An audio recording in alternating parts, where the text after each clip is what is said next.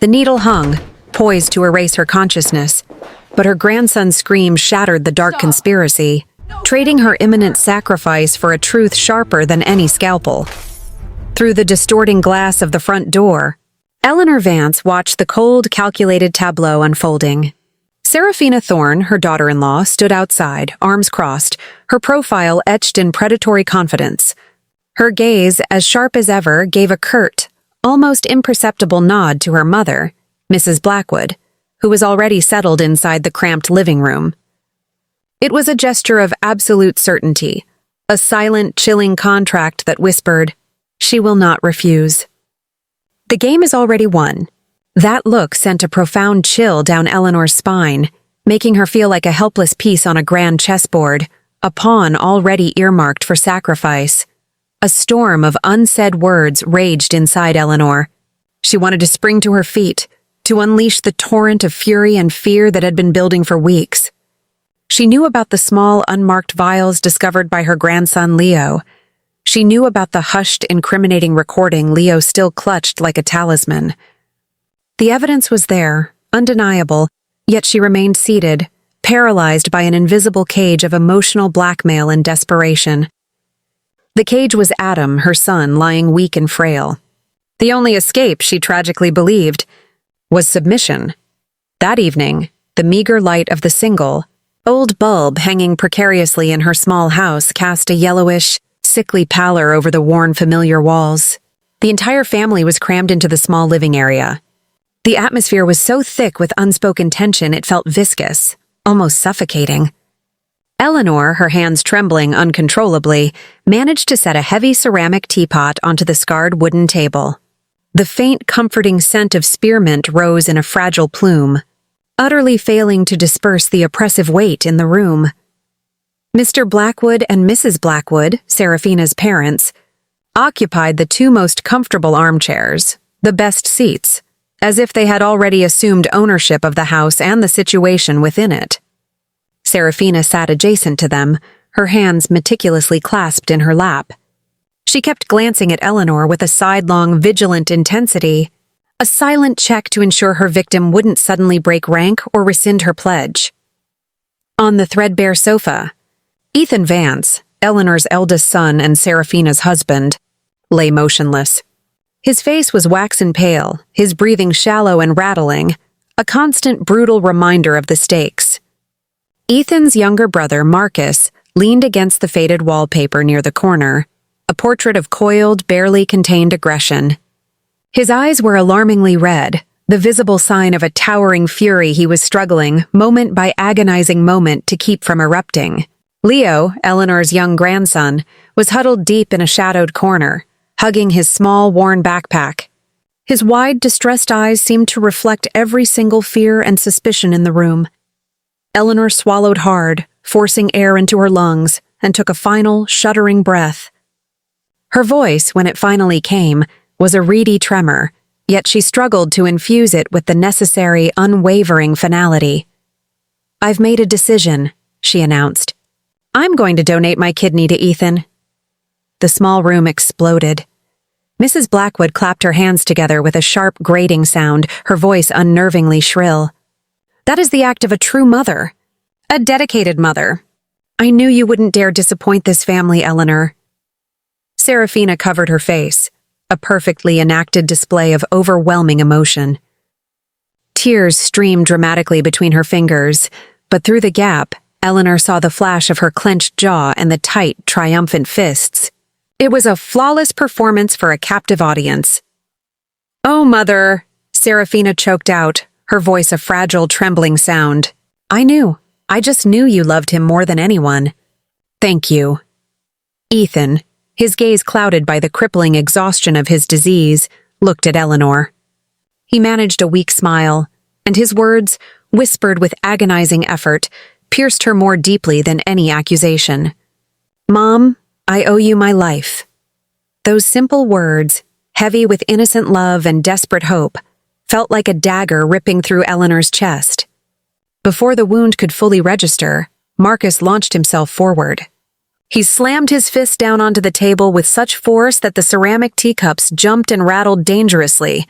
"No!" he roared, his voice thick and shaking with pure incandescent rage. "Mom, don't you see? You're sacrificing yourself for a wicked, vicious plan. She's using you, and she's using my brother, Ethan." The air in the room instantly became even heavier, thick enough to chew. The sudden, violent sound of Marcus's protest died, leaving only the faint, maddening buzz of a mosquito orbiting the single light bulb. Seraphina immediately leaped to her feet, her own carefully constructed facade momentarily cracking. She wheeled on Marcus, pointing a trembling, accusatory finger. "What are you saying? How dare you accuse me? I do everything for my husband." "Everything," she hissed, her voice struggling to maintain its emotional disguise. But Marcus was utterly undeterred. He closed the distance between them, his eyes blazing with a dangerous, accusatory fire. "Accuse you? And what about those unlabeled bottles? What about those midnight calls you take? Mom, you can't let them deceive you. Don't let them use you." Eleanor looked from Marcus's desperate, enraged face to Seraphina's mask of righteous indignation, and finally, her gaze fell upon Ethan, her poor, suffering son. She wanted desperately to speak, to call Marcus down, to try and rationalize the situation, but the words were a massive, immovable lump in her throat. She found herself utterly silent, unable to take sides, unable to defend her choice, unable to protect her son. She simply looked away, the act a profound admission of defeat, feeling as though the entire weight of the crumbling world was pressing down, ready to flatten her completely. That same night, Eleanor sat completely alone in her small, cramped bedroom. The oil lamp on the old wooden table flickered fitfully, its dim, unsteady light illuminating the pages where she was meticulously drafting her final will. Every trembling, fragile word she wrote felt like a violent incision into her soul.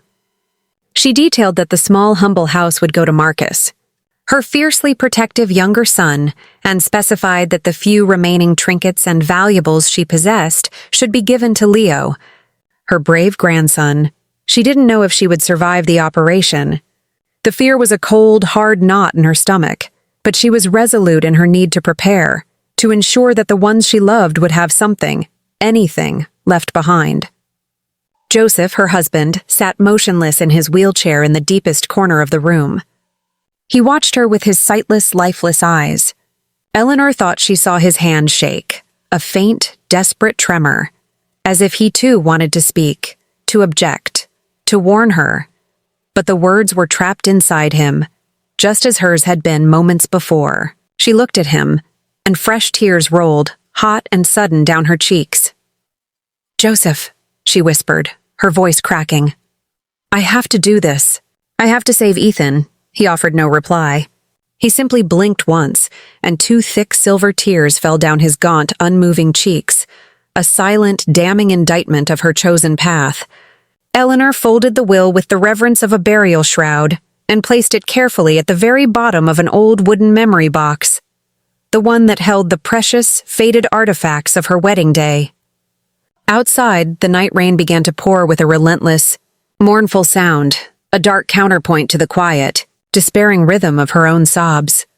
The first hint of morning was nothing more than a faint, dirty gray bleed in the sky. It was hours before dawn, and the thick, pervasive fog still clung like a shroud to the small, winding streets that led away from her humble house toward the hospital's distant, sterile bulk. Eleanor was already lying on a cold, narrow gurney inside the back of an ambulance. She was clutching a small, worn fabric drawstring bag. It held a single change of clothes and the delicate, embroidered handkerchief she had carried since her wedding day.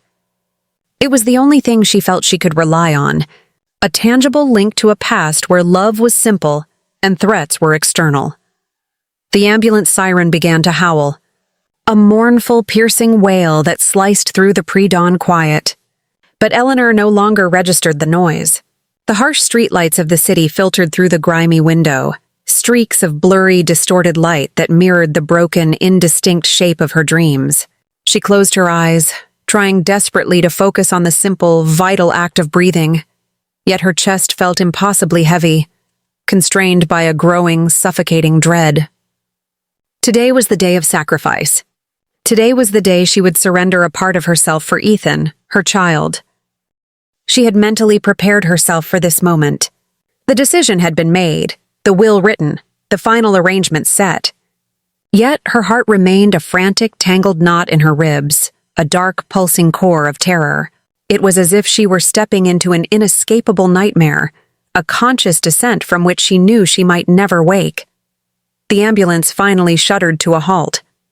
The rear doors were yanked open, and a brisk, impersonal nurse pushed the gurney out onto an endless, echoing hospital hallway.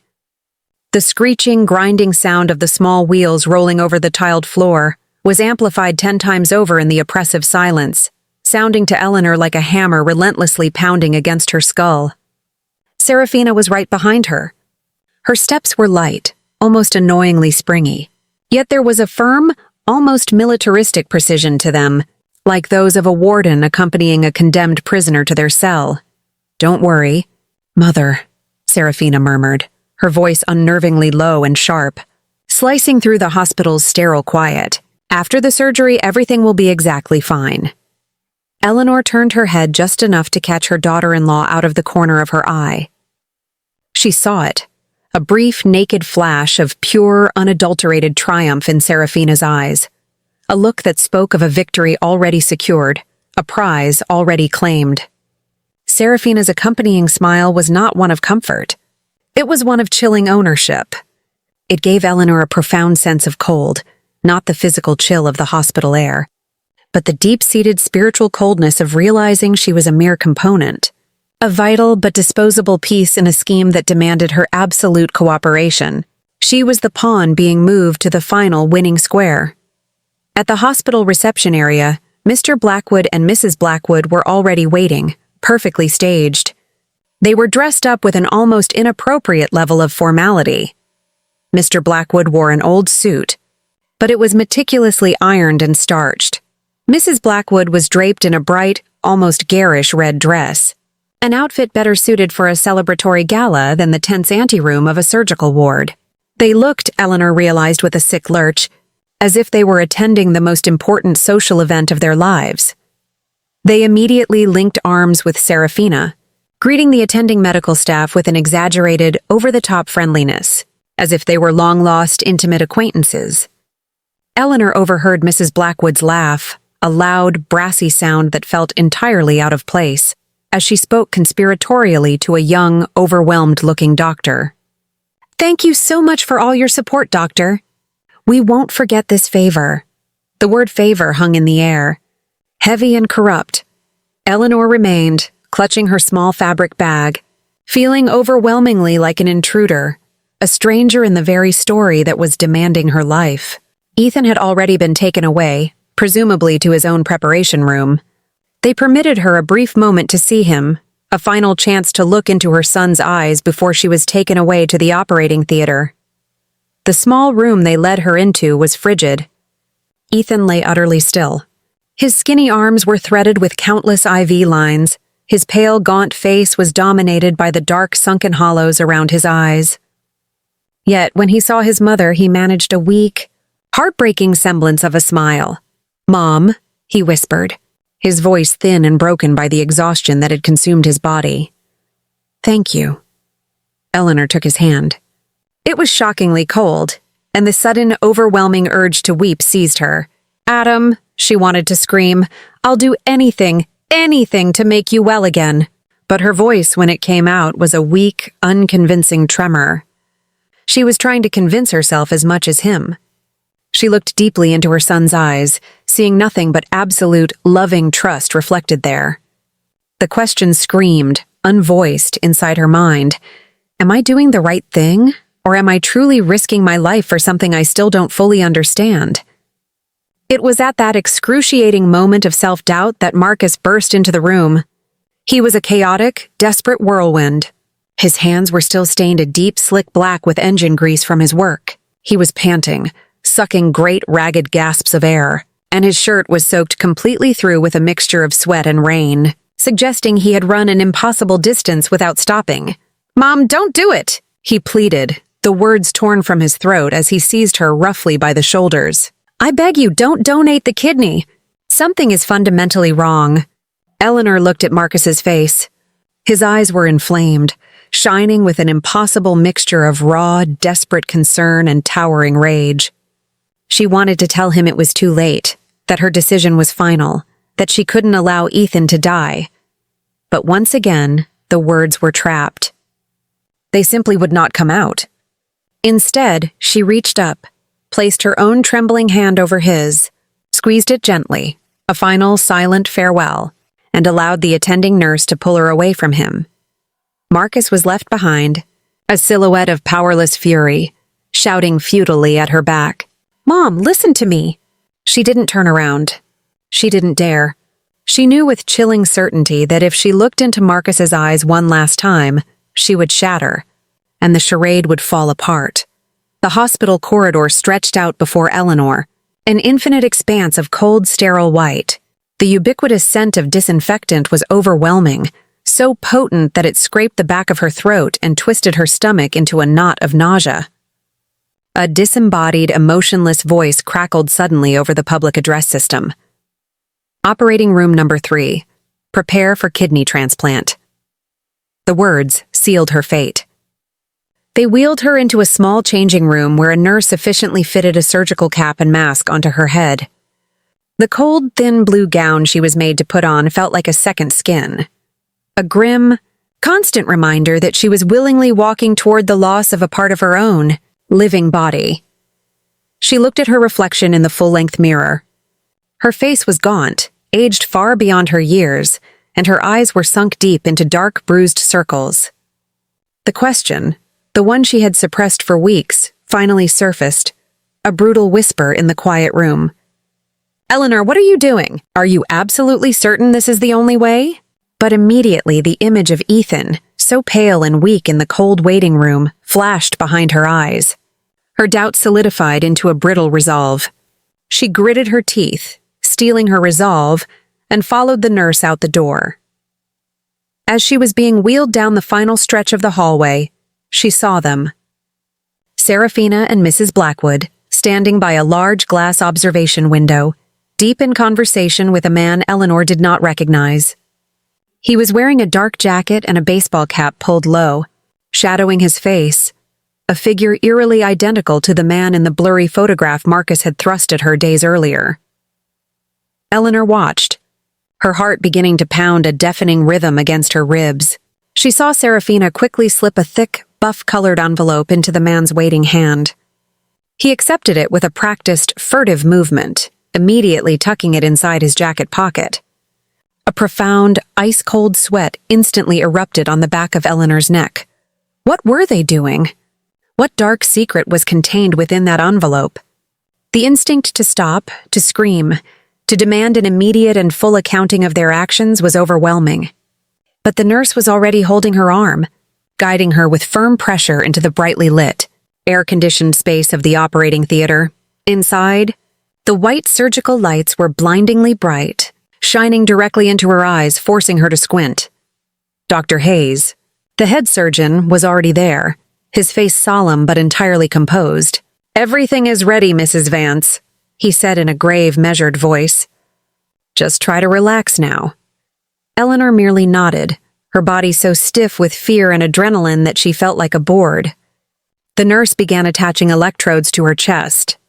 The steady, repetitive beep-beep of the heart monitor began its rhythmic pulse, a sound that, to Eleanor's terrified mind, sounded like a chilling, constant warning. Then, Seraphina appeared on the other side of the observation glass. She pressed her face up close to the window, her lips forming a single silent, demanding word. She then made a sharp, frantic hand gesture, pointing insistently toward a stack of legal papers that another nurse held near Eleanor. Seraphina wanted her to sign. Now, Eleanor took the pen, her hand shaking so violently that the ink smeared a jagged black trail across the white paper. When the pen finally reached the signature line and finished its work, the weight of the moment crushed her. She felt, in that instant, as if she had not just signed a consent form, but her own death sentence. She stared at the blurred, shaky scrawl of her signature. Her mind reeled back to the will she had composed the previous night, to the desperate faces of Marcus and Leo. Will this be the very last moment I am consciously aware of the world? Dr. Hayes was already preparing the syringe, ready to administer the anesthesia. Eleanor's heart was hammering like a drum in her chest. A fresh, cold sheet of perspiration instantly drenched her back. She closed her eyes tight, desperately attempting to control her breathing, but the faces, Ethan, Marcus, Leo, and Seraphina, all began to spin wildly in her mind. She thought of Leo's secret recording, the terrifying unmarked vial, Marcus's grainy photograph. She wanted desperately to stop everything, to revoke her choice, but it was far too late. She had traveled too far down this path. The paper was signed. She was in the room. There was nothing left to do but lie there, submerged in a fear that felt like it was physically drowning her heart. Just as the nurse's hand moved to plunge the syringe's contents into her vein, a violent crash made the entire operating room shudder. The heavy metal door to the theater burst inward with an explosive force. The screech of the hinges being violently wrenched echoed through the room, a ripping sound that tore through the tents. Controlled air. Every single doctor and nurse in the room instantly jerked around, their faces masks of shock and panic. Into the sterile environment burst Leo, her small grandson, looking like a tiny, determined whirlwind. His sneakers were still muddy and wet. His school uniform was wrinkled and disheveled. His small chest was heaving uncontrollably as he gasped for breath. In his hand, he was clutching his old, cracked cell phone, the one with the broken screen, as if it were the most sacred, valuable object in the universe. A nurse, recovering quickly from her shock, ran after him, shouting in a desperate, panicked voice, "Child! You absolutely cannot come in here! Oh my God, stop him!" But Leo didn't pause, didn't even slow. He ran straight toward the operating table where Eleanor lay, his large, round eyes filled with terror, yet simultaneously blazing with a fierce, almost terrifying determination that Eleanor had never witnessed in her life. "Grandma," he cried, his voice trembling violently, yet ringing with a sudden, impossible clarity that instantly froze everyone in the room. "I have to tell everyone why my dad really needs your kidney." The words struck Eleanor like a literal bomb exploding inside her head. Her breath hitched and seized in her throat. Her heart seemed to stop mid-beat. The operating theater was instantly plunged into an absolute, breathless silence. The only sound was the frantic beep-beep of Eleanor's heart monitor, which now seemed impossibly loud, a desperate, rapid rhythm threatening to shatter the unnatural stillness that had descended upon the room. A doctor standing near a trolley was so startled that he dropped a pair of surgical forceps. The metallic clang as the instrument hit the marble floor was deafening. A sharp, violent cut in the profoundly tense air. Dr. Hayes, the senior surgeon, slowly raised a hand, issuing a single, authoritative gesture that signaled to his entire team to halt all activity immediately. He frowned deeply, his brow furrowed with confusion, but his voice remained calm and commanding. "Let the boy speak," he instructed. "Whatever he has to say, let him say it now." Eleanor looked down at Leo. She saw his small hand gripping the phone with white-knuckled intensity. His face was pale, streaked with sweat and mud, yet his eyes shone with a terrifying adult brightness, as if he were carrying the monumental weight of the entire world on his tiny shoulders. "Get out!" The hysterical shout came from behind the observation glass. Seraphina was slamming her palms furiously against the window, the glass vibrating with the force of her panic. "Don't listen to him!" she shrieked, her voice high-pitched, desperate, and bordering on the hysterical. "He's just a child. You'll see." But Seraphina's gaze, usually so glacial and controlled, was now shaking with an undeniable panic. It was the naked, raw fear of someone whose most carefully guarded secret was about to be dragged into the brutal glare of the surgical lights.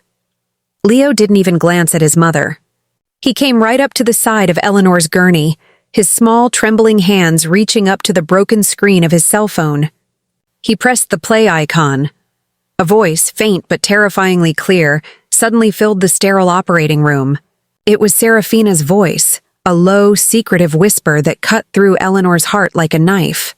"After the transplant, the test results will be perfect. Don't worry, that old woman won't dare refuse. She signed the papers." The operating room seemed to collectively gasp, the silence turning into an explosive, stunned shock. Eleanor felt her blood instantly turn to ice. The air in her throat solidified. Dr. Hayes spun around abruptly to face Eleanor, his eyes wide with a look of utter, absolute astonishment. "Stop," he commanded, his voice now as sharp and unforgiving as a scalpel's edge. "Stop all preparations right now." A nurse, responding with stunned urgency, quickly withdrew the syringe that had been inches from Eleanor's vein. The rest of the surgical team stood frozen, motionless, afraid to even twitch. Seraphina, on the other side of the glass, let out a piercing, animalistic scream and began beating against the door with renewed frenzy. "It's not true. She made it all up. This child is being manipulated." But her voice broke, cracking and dissolving as if even she knew the defense was utterly futile. Eleanor looked at Leo. The little boy finally dissolved into a fit of deep, wrenching sobs, but he still gripped the cell phone tightly, as if it were the final crucial piece of evidence required to save his grandmother. "I have a video." "Two," he choked out, wiping his nose with his sleeve. "It's when my mom and grandparents are talking about selling the medicines." He fumbled again, managing to play the next file. The grainy small screen showed a shaky image. Seraphina and Mrs. Blackwood standing in a shadowed parking lot, exchanging a thick envelope with the unknown man Eleanor had spotted moments ago. Mrs. Blackwood's voice, usually so imperious, was heard with disturbing clarity. "After this operation, we'll have enough data to sell the medicine abroad. This money will change everything for us." Eleanor lay there, her vision swimming in a torrent of tears. She felt a sickening, profound mix of horror and an overwhelming, dizzying relief. Horror at the repulsive, treacherous truth she had so desperately tried to ignore. Relief because she finally, miraculously, no longer had to deceive herself. Suddenly, the operating room door was nearly ripped from its hinges as Marcus burst back through the hallway. His face was scarlet with unconcealed rage. "Enough!" he bellowed, throwing his entire body against the glass partition, fixing Seraphina with a murderous, shaking stare. "You poisoned him! You thought we were all blind, didn't you? You thought you could get away with it!" Before anyone could react, before the reality of the situation could fully register, Marcus raised his hand and brought it down hard across Seraphina's face. The dry, sharp sound of the slap echoed brutally down the quiet hallway, immediately followed by Mrs. Blackwood's piercing shriek. "How dare you strike my daughter? You savage!" But Marcus was unstoppable. He pointed his shaking, accusing finger at Seraphina, his voice a guttural tremor of pure fury. "What medicines have you been giving him? What exactly did you do to my brother, Ethan?" Seraphina instantly clutched her cheek. Tears began to stream down her face, but in her eyes, Eleanor saw absolutely no trace of regret or pain, only the stark, sickening panic of a true conspirator who has been utterly and completely exposed. "You're insane, both of you!" Seraphina screamed hysterically, turning her tear-streaked face toward Dr. Hayes. "Don't listen to them! They are slandering me! This is a malicious fabrication!" But Dr. Hayes did not dignify her outburst with a response. His face, which had been solemn, was now pale with shock and professional outrage. He turned quickly to an assistant nurse. "This is no longer a surgery," he declared, his voice ringing with authority. "It is a crime scene. Call the police. Now!" The nurse sprinted out of the room, while the rest of the medical team remained standing in stunned, confused silence, looking desperately from the doctor to the scene unfolding through the glass. Eleanor lay on the gurney, feeling the world shatter and crumble around her. Tears ran freely down her cheeks, but she made no attempt to wipe them away. She looked first at Leo, her tiny grandson, who had so bravely and unexpectedly burst into the operating room to commit an act of monumental, life-saving courage. Then she looked at Marcus, her younger son, the ferocious protector who had tried at every stage to warn her and save her at any cost. And then her thoughts turned to Ethan, her ailing son, lying unaware in the preparation room next door. He did not know that the wife he trusted, the woman he loved, was the architect of a dark, cold-blooded conspiracy that had endangered his life and the life of his mother. She remained on the table, allowing the torrent of tears to flow, letting the horrific truth seep into every exhausted fiber of her being. In that shattering moment, she understood everything. The truth had burst into the room like the door being knocked down, and nothing, absolutely nothing, could now hide it. The operating room, which had been a place of quiet, controlled procedure minutes before, had transformed into a chaotic, volatile battlefield. The nurses, confused and overwhelmed, exchanged wide-eyed glances, uncertain of their next instruction. Dr. Hayes, jaw clenched, scanned the scene with a sharp, controlling gaze, fighting desperately to maintain some semblance of order in the midst of the terrifying storm. Eleanor lay there, her vision still blurred by the intensity of her weeping, yet unable to tear her eyes away from the dramatic, unfolding tableau. The truth Leo had just revealed was a searing fire, incinerating the last remaining embers of trust she had ever held for Seraphina. Seraphina, nursing the painful sting on her cheek from Marcus's slap, was still yelling hysterically. "How dare you hit me? I do everything for my husband." Tears continued to stream down her face, but Eleanor could clearly see the naked panic in her eyes, not the pain of an unjustly accused spouse, but the raw, sickening fear of an exposed criminal. She turned to her parents, clawing desperately at Mrs. Blackwood's blouse, her voice breaking on a high-pitched sob. "I didn't do anything wrong. I just wanted to save Ethan." "Dad, Mom! Say something! Defend me!" But Mr. Blackwood and Mrs. Blackwood stood motionless, their faces sheet white, stunned into utter silence. Mrs. Blackwood, the one who was usually so domineering and cunning, was reduced to clenching her hands into shaking fists, biting her lips so hard she drew blood, all to hold back a violent tremor. Suddenly, Mrs. Blackwood recovered her nerve. She slammed the tip of her walking cane onto the tiled floor with a deafening crack. The sound echoed sharply in the room, and she pointed the cane's tip directly at Eleanor. "You dared to manipulate your grandson into inventing lies about me, you evil old woman!" She shrieked. Her words were a final, vicious stab into Eleanor's heart. Eleanor wanted to scream back, to rage at her that she had manipulated absolutely no one, that it was her own daughter who had betrayed and poisoned her family. But the massive lump remained lodged in her throat. She could only stare back at the monstrous woman, feeling cornered in a dark, suffocating pit where all the years of her quiet sacrifice were being violently and contemptuously trampled. Mr. Blackwood, Seraphina's father, seized a discreet moment and whispered urgently to a doctor he seemed to recognize, who was standing nearby. "Please, for God's sake, continue with the surgery. We will take care of everything. We just need this whole business to be over." He tried to slip a thick white envelope into the doctor's hand. Dr. Hayes appeared instantly, his voice now cold and lethal as ice. "The law decides what happens here, not money." He snatched the envelope from the doctor's hand, threw it onto the floor with a magnificent sweep of contempt, and issued a final, unarguable command to a nearby nurse. "Close the doors. No one leaves. I am informing the hospital management and the police chief right now." The sound of his firm, retreating footsteps was a declaration. The entire, carefully constructed situation had completely, irrevocably spun out of control. Ignoring the frantic, useless attempts of a remaining nurse to restrain him, Marcus shoved his way fully into the operating room. He was a force of protective volcanic fury. He rushed to Eleanor's side, grasping her shoulders with the fierce, stabilizing strength of an anchor in a storm. "Mom, don't donate the kidney!" he shouted, his face contorted in a mixture of pain and terror. "It's all their scheme. She poisoned my brother. Don't you finally see, Adam? Ethan is being used!" Marcus's voice was ragged, raw with the accumulation of his rage and his agony. Eleanor looked up into his eyes and saw the raw, desperate strength of a son who was determined to carry the entire world if it meant protecting his mother. She longed to speak, to offer him comfort or explanation, but the words still refused to materialize. She could only lie there, feeling the ground collapse completely beneath her. From the adjacent preparation room, a weak, confused voice suddenly sliced through the chaos.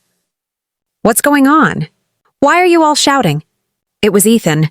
He was attempting to sit up, struggling for breath, the IV lines in his arm shaking with his effort. Hearing her son's voice, so fragile and so bewildered, broke Eleanor's heart into 1,000 irreparable pieces. Ethan knew nothing. He did not know that the wife he trusted, the woman he loved, was the architect of a dark, cold-blooded conspiracy that had endangered his life and the life of his mother. Eleanor wanted desperately to run to him, to hug him tightly and whisper that everything somehow would be all right, but she was physically unable to move. She lay there, silent tears streaming, feeling herself painfully torn between her profound, desperate love for Ethan and the horrible, catastrophic truth that had just been dragged into the light. Leo, standing by the gurney, burst into a fresh fit of violent sobbing, but even through his distress he held up the cell phone. "I have another video," he cried, his voice choked with tears and determination. "This is when my mom gives the medicines to my grandparents." He quickly activated the video. The small screen instantly displayed the shaky image again. Seraphina and Mrs. Blackwood in the parking lot, making the rapid, illicit exchange with the unknown, dark figure. Mrs. Blackwood's voice was heard again, this time cold, calculated, and terrifyingly clear. "If the transplant is a success, we can sell the medicine abroad. With that money, we can finally launder all the dirty profits." The entire operating room fell into a heavy, absolute silence. A nurse covered her mouth, her eyes wide with undisguised horror. Dr. Hayes stood completely frozen, clutching Ethan's surgical file as if its containment could somehow contain his towering rage. Seraphina, finally pushed to the brink of total panic, lunged forward with a desperate, feral cry to snatch the cell phone from Leo's tiny hands, intent on smashing it to the floor. "No! That's fake!" she shrieked, her voice utterly shattered. But Marcus was faster. He instantly wrenched the phone away from her grasp and brutally shoved Seraphina, who stumbled backward and crashed onto the tiled floor. One of her expensive high heels flew off, bouncing once on the floor with a dry, sharp clack, the final punctuation mark on the elaborate farce she had orchestrated. "Shut your mouth." Marcus roared, his face crimson with fury. "You actually thought you could fool everyone? What did you do to my brother, Ethan? Tell us!" Seraphina sat sprawled on the floor, her hair a disheveled mess. But even now, a defiant, stubborn flash of malice remained in her eyes. "I didn't do anything! You are all slandering me." Just then, 2 hospital security guards appeared at the doorway. 2 men in stiff, severe uniforms entered, their expressions grave and uncompromising. They moved swiftly toward Seraphina, Mr. Blackwood, and Mrs. Blackwood, giving them absolutely no time to organize or react.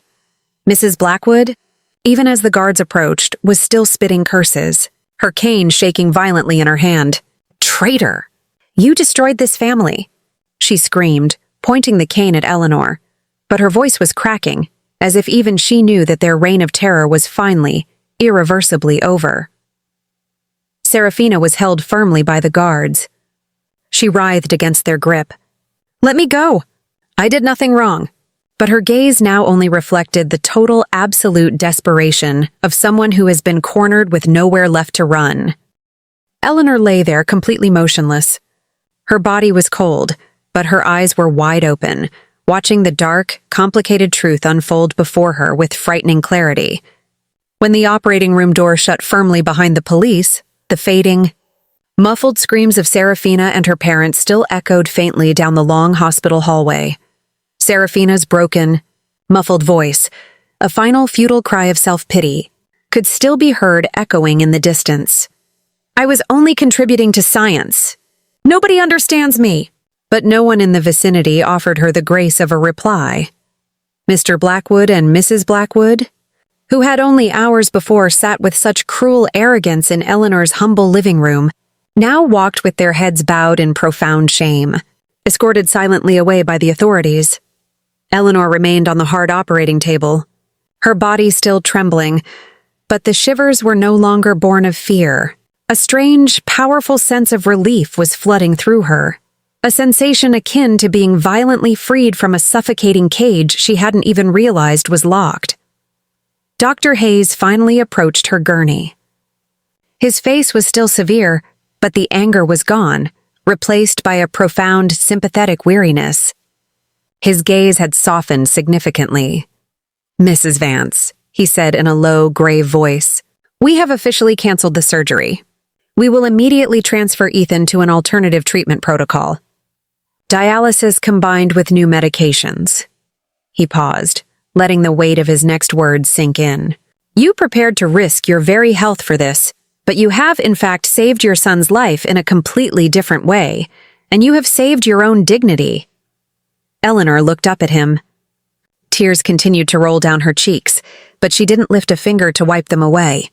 Thank you, doctor, she whispered, her voice weak but deeply, profoundly sincere. She wasn't certain she had truly saved her dignity, but she knew this. For the first time in what felt like months, she could breathe. She was truly breathing, a lungful of air that did not smell of submission and fear. Marcus rushed to her side and, with a powerful tenderness, helped her sit up carefully. He gripped her hand tightly, his gaze firm but still deeply etched with residual pain. You still have me, Mom, he said, his voice thick with unshed emotion. I'm going to protect you from now on. I promise you that. Eleanor squeezed his rough, grease-stained hand, feeling the profound warmth of his presence.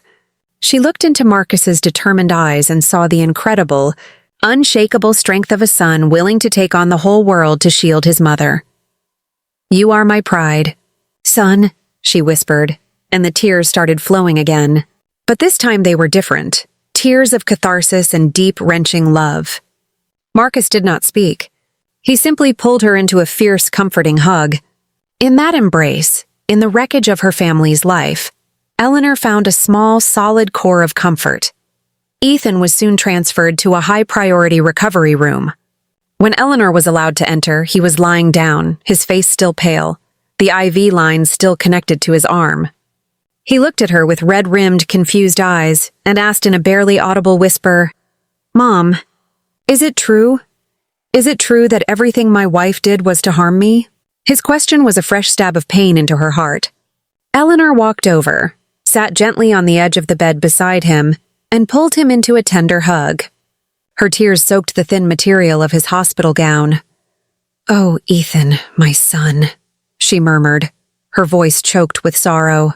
I don't know where or why any of this started, but I promise you this.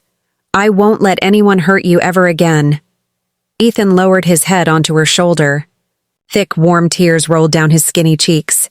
Mom, I was so wrong, he whispered, his voice cracking with self-recrimination. I failed to protect you, and I let you suffer too much because of my own weakness. Eleanor simply held him tighter, feeling that, in that moment, it was just the two of them, clinging to each other in the aftermath of the devastating storm that had just ripped through their lives.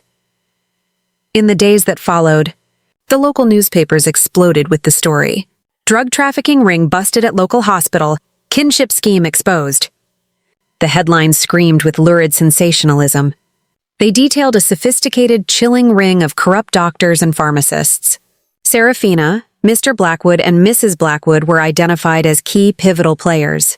They had been secretly testing illegal experimental compounds on vulnerable patients like Ethan, using the planned kidney transplant as the perfect, non-suspicious smokescreen, a way to collect crucial physiological data for a massive, shadowy international organization. Reading those terrible words filled Eleanor with a profound, sickening horror that settled deep in her bones.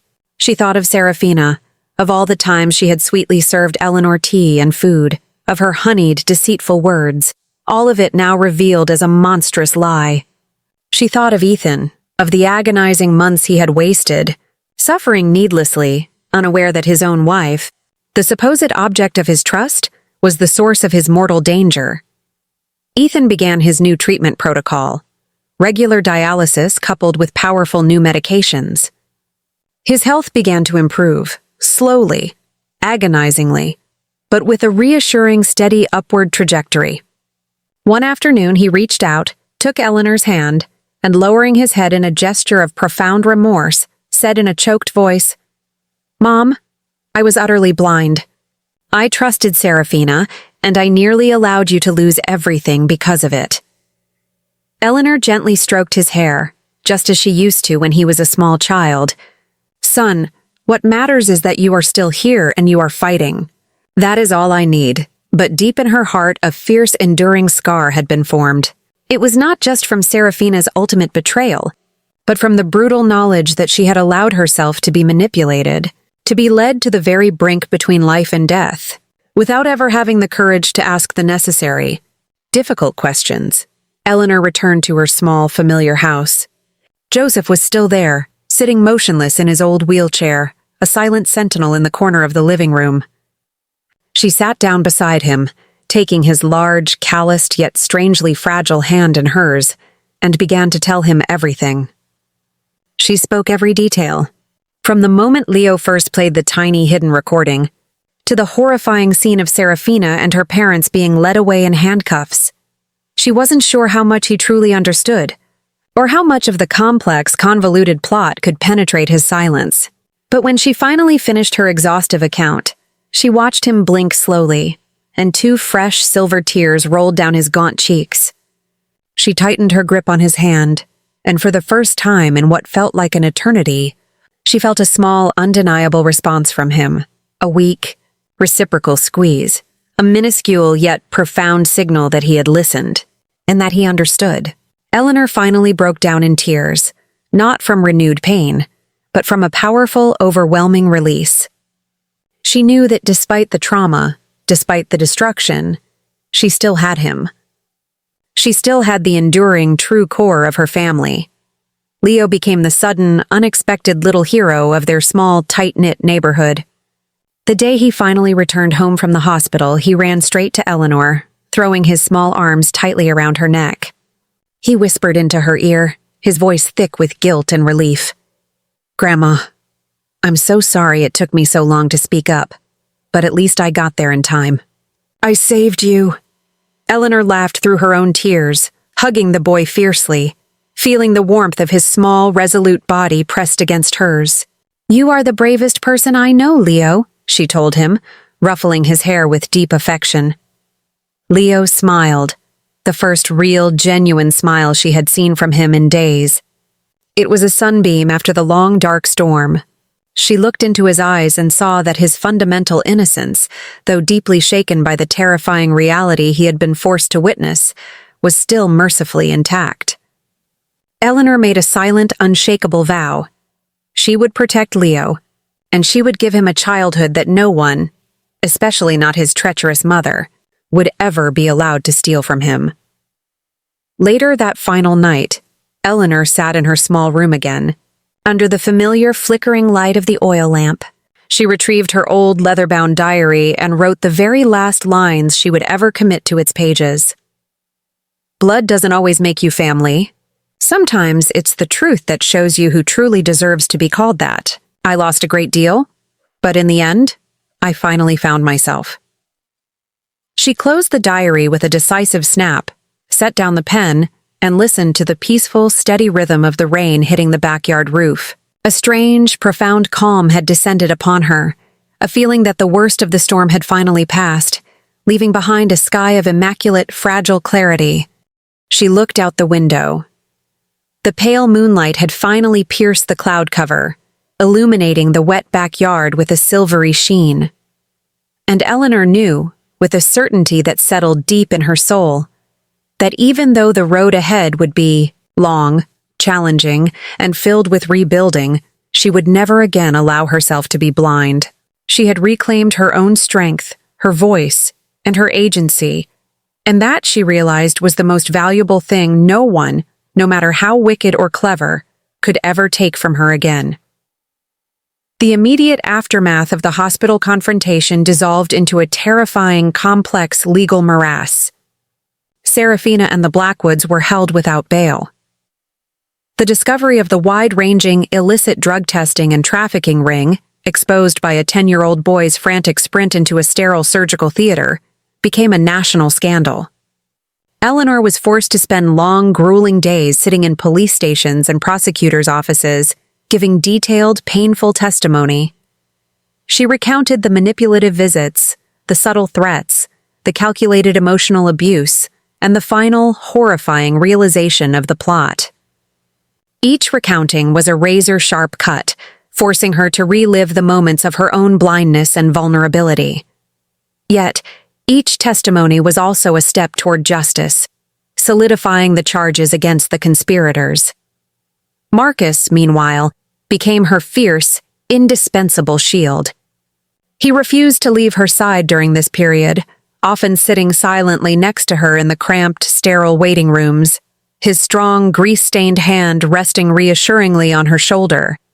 His protective instincts, once fueled by rage, were now channeled into quiet, unshakable devotion. He took a leave from his repair job, sacrificing his income without a moment's hesitation, stating simply, "Mom, you just focus on breathing. I'll handle the rest." He managed the torrent of media inquiries, fending off invasive reporters who camped outside their small house and took on the daunting task of managing Ethan's complex medical bureaucracy. One evening, after a particularly exhausting session with the lead detective, Marcus sat on the porch swing with Eleanor. The evening was quiet, lit only by the distant pale glow of the street lamp. He spoke, his voice low and heavy. "I should have done more, Mom," he confessed, shaking his head slowly. "I saw the signs. I saw her sneakiness, the way she looked at you, the way she seemed to feed off Ethan's sickness. I should have found that recording faster. I should have stopped you the moment you signed that will."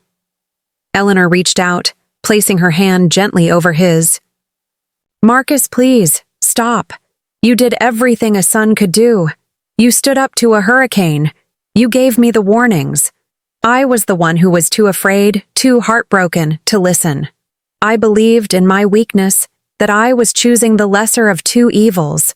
You and Leo were my salvation.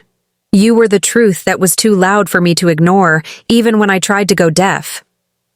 Marcus looked at her, his red-rimmed eyes finally softening with acceptance. "I won't let you feel that fear again," he vowed, the words a solemn contract. "That's over. I'm moving my tools and my sleeping bag into the storage room. I'm staying here. For good." "But your life, son," Eleanor began, weakly protesting. "My life is here," he interrupted gently.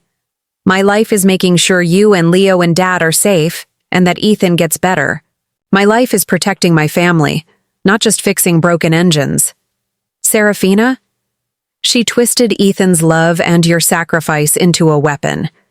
"We have to be stronger than that." The conversation was a turning point. It wasn't just Marcus moving in. It was the silent acknowledgement that the traditional family structure had been brutally shattered and a new, stronger one was being forged in the fire of betrayal. Marcus's presence was a physical reassurance, his commitment a testament to the fact that genuine love, unlike Seraphina's manipulation, was not conditional. Meanwhile, the investigation into the Blackwoods' financial dealings painted a picture of absolute greed. The envelope Mr. Collins had attempted to pass to Dr. Hayes at the hospital was a preliminary payment. The entire scheme was a meticulously crafted financial lifeboat, designed to use Ethan's body as a data collection point to launch a massive, lucrative drug distribution network across international borders. The transplant was merely the clinical finale, the required documentation of success they needed to sell their toxic product to foreign markets with laxer regulatory oversight. The sheer scale of their inhumanity was staggering. Eleanor was asked about the bottle of unmarked medicine Marcus had mentioned during the confrontation. She told them about Leo's discovery and her own fear. The prosecutor confirmed their theory. Seraphina had likely been slowly, carefully administering a counteragent to Ethan's prescribed medication, a calculated, low-grade poisoning to ensure his condition remained critical, thus speeding up the urgent need for the life-saving transplant, her final, devastating piece of evidence. The revelation was almost too much for Eleanor to bear. It wasn't just neglect, it was deliberate, slow-motion murder. Leo was, in many ways, the most fragile survivor of the entire ordeal. His heroic action, the frantic, desperate run to the operating room, had saved his grandmother's life and cracked open a major criminal enterprise. But the cost was profound. He had witnessed his mother's true face, seen his grandfather attempt a bribe, and been forced to record and expose the people he loved. For days, Leo was withdrawn. He refused to let the cell phone out of his sight, clinging to it even while sleeping. The phone, once a toy, had become a relic of war, a heavy burden of evidence. Eleanor gently coaxed him into speaking, sitting with him for hours as he drew pictures of angry faces, of doctors with sharp knives, and finally, of a small boy with a shining shield protecting an old woman.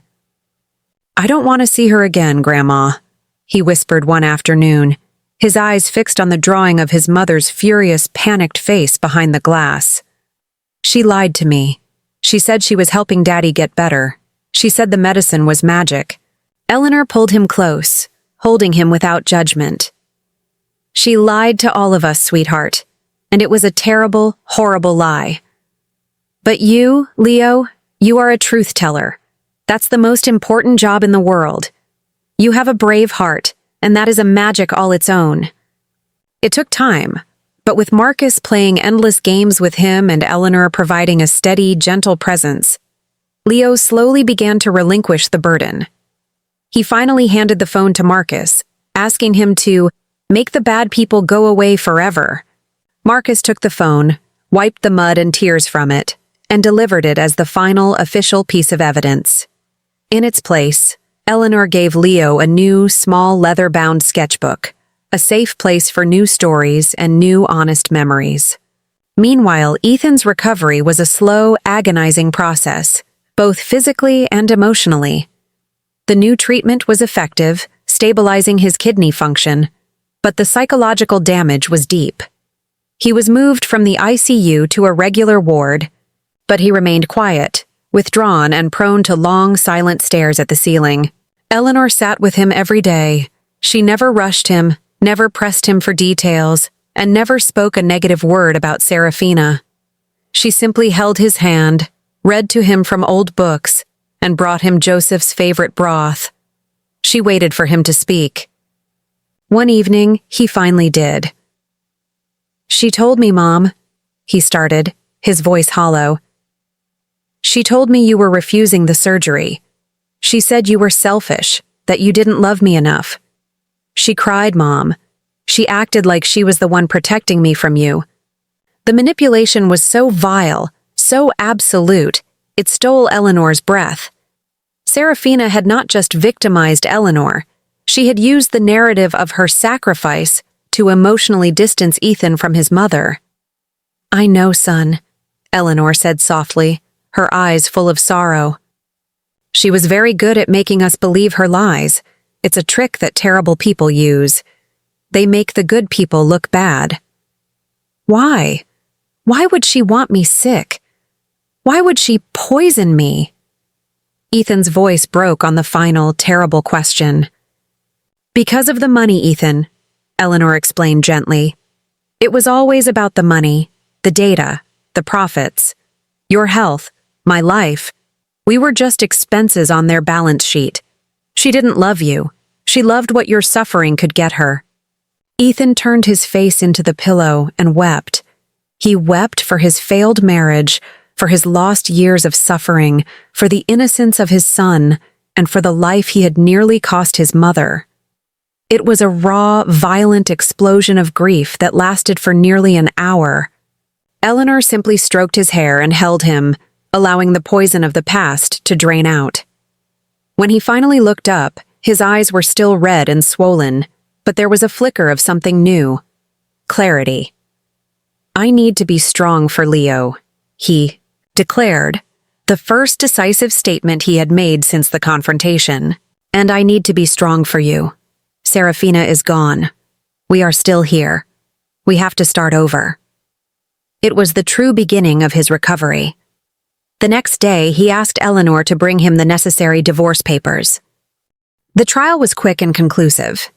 The damning video and audio evidence provided by Leo, combined with Dr. Hayes's immediate action and the meticulous documentation of the prosecutor's office, left the Blackwoods and Seraphina with no defense.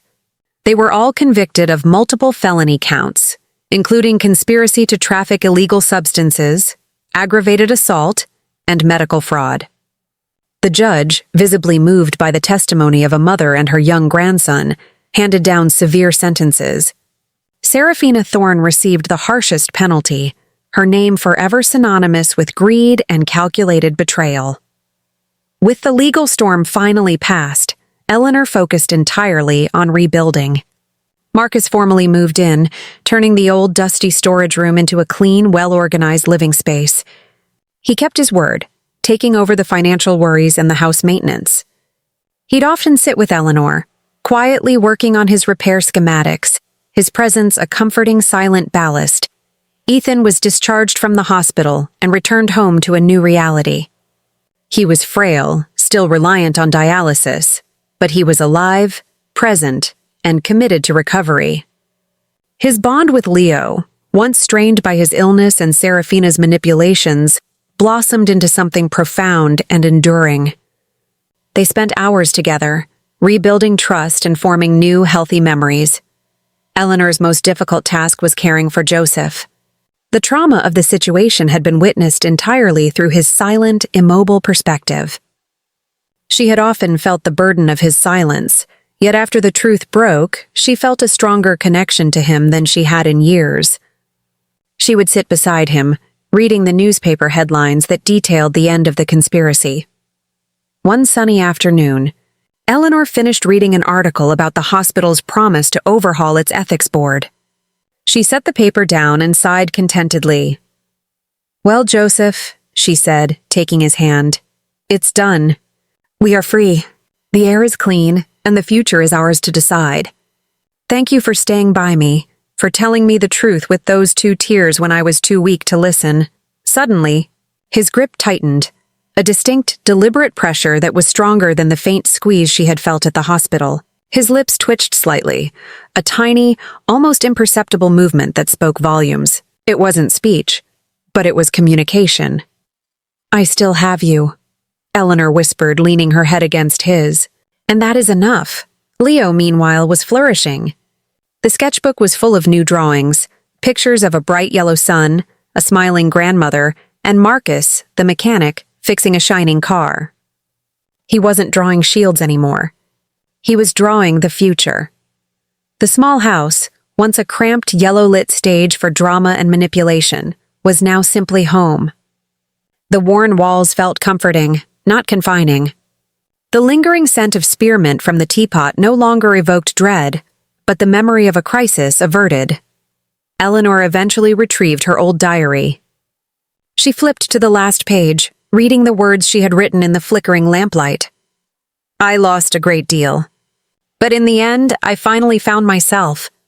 She took a pen and, beneath the last line, she added a final thought.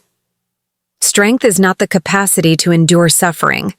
It is the courage to demand the truth, even when the truth demands everything else from you. My sacrifice was not the kidney I was willing to give, but the silence I chose to break." She closed the diary, placed it gently back into her wedding memory box, and walked to the window. The pale moonlight had given way to the full, uncompromising light of the afternoon sun. The sky was wide and clear. Eleanor Vance, the woman who had been a pawn, was now the queen of her own enduring, hard-won kingdom.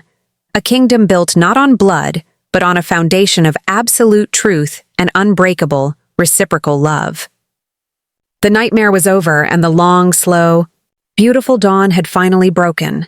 The atmosphere in the house, now under Marcus's vigilant care, felt like a pressure cooker from which the steam had been slowly, agonizingly released. Eleanor found herself with an unexpected surplus of time and energy that had previously been consumed by silent worry and performative submission. The silence of the house, which had once felt heavy with unvoiced dread, now felt vast and capable of holding peace. She started to explore the small, subtle changes in Joseph. His improved grip, though fleeting, had opened a profound new channel of connection between them. Eleanor began a new ritual.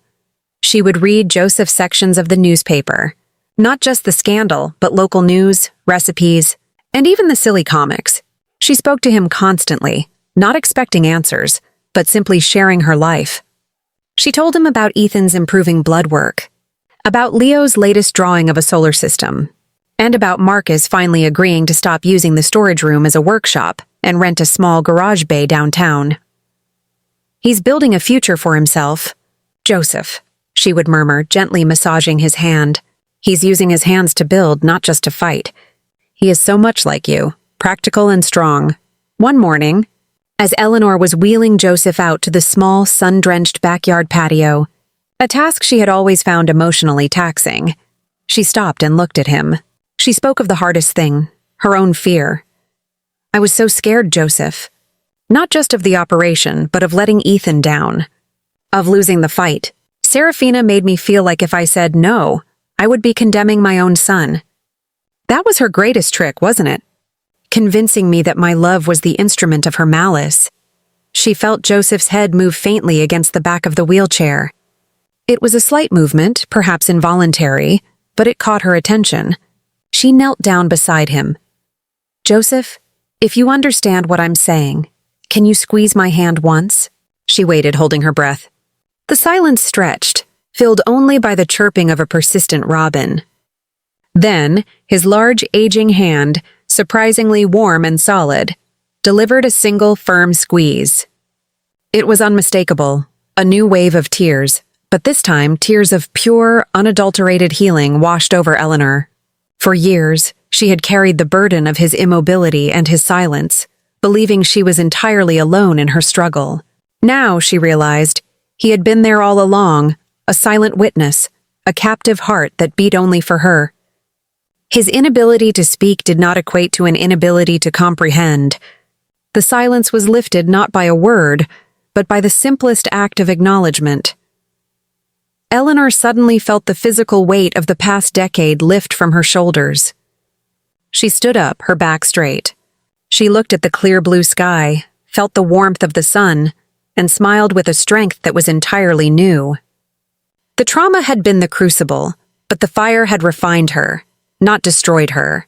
She realized her strength didn't come from dramatic sacrifices, but from the simple, profound, daily courage of facing the truth and accepting the reciprocal love of her family. The next challenge was helping Ethan face the inevitable public fallout. Ethan Vance was a victim, a fact acknowledged by the courts, the doctors, and his family. Yet, the media, in its insatiable appetite for drama, spun a different narrative. They hinted at his blindness, his weakness in allowing his wife and in-laws to take over his medical decisions, and his failure to protect his mother. The public scrutiny was relentless, forcing him into a hermetic existence even after his discharge. He found it hard to be in public. Every pitying gaze, every hushed whisper he overheard in the grocery store felt like a fresh indictment.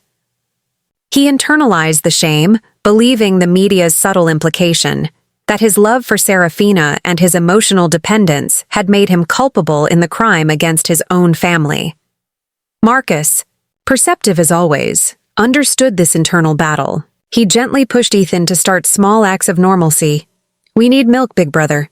You drive." "I'll come with you," Marcus insisted one morning, tossing the car keys to Ethan. Ethan hesitated. "I can't. What if they recognize me?" "They will," Marcus said simply. "And they'll see a man who survived a slow poisoning and a betrayal. They won't see Seraphina's husband anymore. They'll see Ethan Vance, the man who is trying to heal. Now let's go." "I'm out of coffee creamer." The first trip was agonizing. Ethan's hands were slick with sweat on the steering wheel. At the store, he kept his head bowed, moving with rapid, anxious movements. As they reached the checkout, a woman behind them cleared her throat. Ethan flinched, bracing for the inevitable comment. Instead, the woman spoke softly, her voice filled with respect. "Mr. Vance? I just want to say, I followed your family's story. You have a very brave mother and a wonderful brother. Keep fighting. We are all rooting for you." The unexpected kindness brought Ethan to a sudden emotional halt. He looked up, his eyes meeting the stranger's. He managed a shaky, honest, "Thank you." This interaction, repeated in different forms over the following weeks, slowly chipped away at his shame. He realized the public at large saw him as a survivor, not an accomplice. The real healing, however, had to happen inside the four walls of his home, specifically in a long overdue conversation with Leo. Ethan carried a massive, crushing guilt about the trauma Leo had endured. He felt he had failed his son by choosing Seraphina and by being too incapacitated to notice the danger. He found Leo playing with his construction blocks on the living room rug.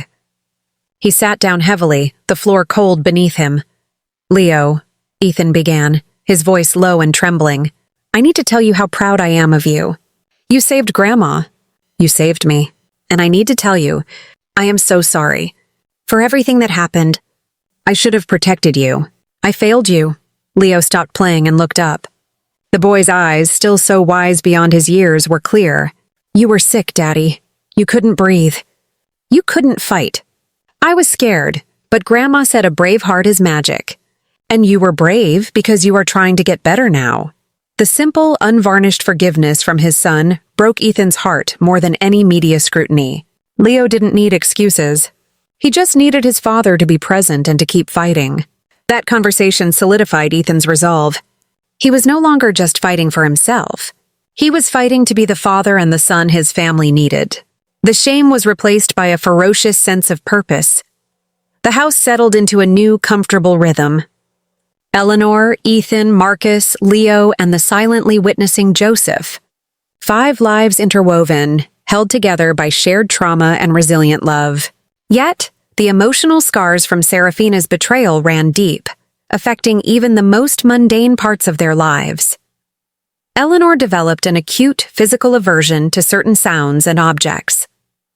The scent of strong disinfectant would send her spiraling back to the cold hospital corridor. The sight of a white envelope, any official-looking envelope, would cause her heart to pound in panic.